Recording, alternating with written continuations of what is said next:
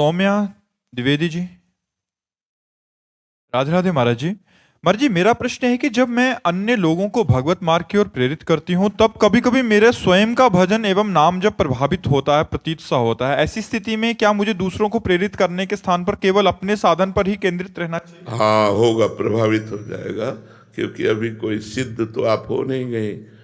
वैसे जो प्रचार करने का कार्य है वो जब तक अपने में दृढ़ता ना आ जाए और जब तक अपने भजन में, अपने अभ्यास में हम निरंतर रहे, अच्छा आज से नहीं है, बचपन से है, तो अब भगवान ने सेवा दी है तो हम ये सेवा मान करके सुनाया और उसके बाद तुरंत सब डिलीट किया, किसी से नहीं मिले, मानो ऐसे खत्म खेल।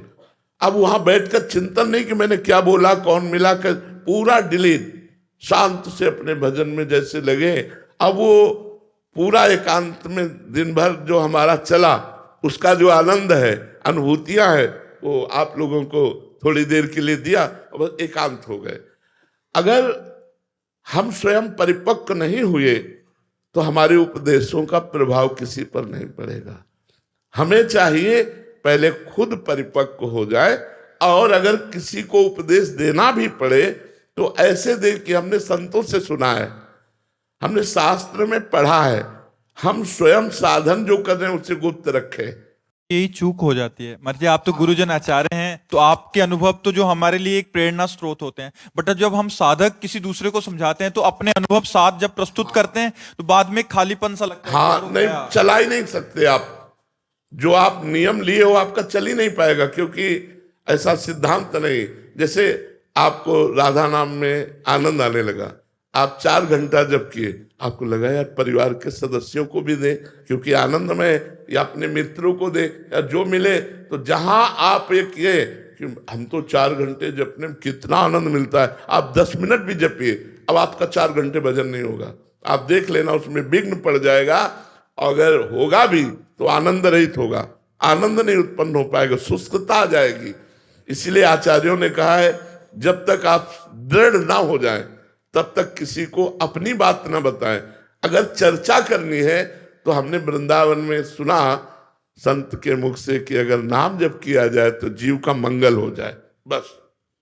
राधे राधे महाराज जी। महाराज जी, कई बार ऐसा होता है कि हमारे प्रियजन या मित्र होते हैं, उनके साथ कुछ दुर्घटना घटित होती है तो उनका भगवान से विश्वास उठ जाता है, और ये देख के हमको मन में बहुत दुख होता है कि आप भगवान से दूर नहीं हो सकते, तो उनको हम किसी भी तरीके से प्रेरित करते हैं कि फिर उस वजह से हमें अपना खुद का बताना पड़ता है कि हमारे साथ भगवान ने ये ऐसा करा, ऐसा करा। यही घाटा हो जाता है, यही घाटा हो जाता है। लेकिन महाराज जी, उनका दुख नहीं देखा जाता, ऐसे वो जो रहता है कि देखता भगवान से बस आप मतलब नहीं, अपने अपनी जो साधना और अपने ऊपर जो कृपा है, जब तक सिद्धावस्था ना आ जाए तब तक उसे वर्णन नहीं करना चाहिए।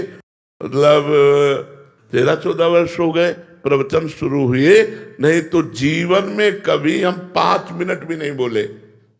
जीवन में मौन धारण किए हुए जब एक आश्रम में टिके थे तो बोले तुम्हारी आवाज ही नहीं सुनने को मिलती, हर समय मंत्र में, हर समय। अगर हम कभी किसी से व्यवहार नहीं किया, आज तक हमारा एक दोस्त नहीं है, आज तक हम किसी से मित्रता नहीं की। अब जब भगवान ने प्रेरणा की कि आप प्रवचन करो, तो अब वो संभाल रहे हैं। हमारी सामर्थ्य प्रवचन करने की नहीं, भगवान। तो लंबा समय व्यतीत हुआ 13 वर्ष से, और इस समय 55-56 की, जो 57 की आयु हो, और 13-14 वर्ष से शुरू हुआ है प्रवचन करना, तो बीच का जो समय गंगा किनारे का और वृंदावन का, वो तो स्वयं में रहा ना। तो वो परिपक्व भावना ही सबका मंगल कर रही।